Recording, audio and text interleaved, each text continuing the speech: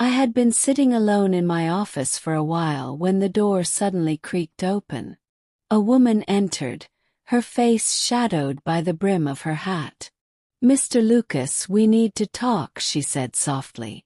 Her voice was familiar, yet something about it made me uneasy. "About what?"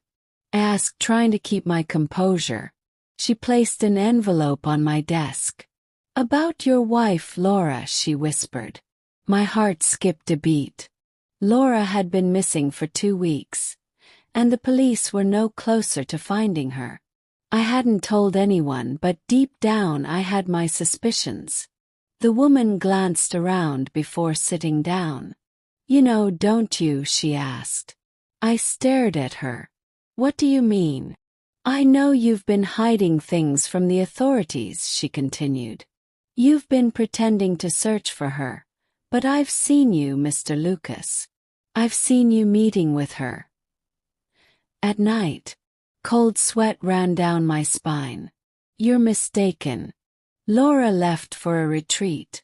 She shook her head. "I followed her, Mr. Lucas. I saw her with another man. She never went to any retreat.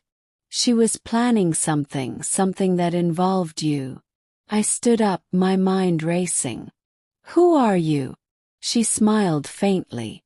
"You don't need to know my name. But what you do need to know is that Laura isn't coming back. Not unless you pay for what you've done." The woman stood up and walked out, leaving me in a cold silence. I was left with more questions than answers. What had I done? And who could I trust now?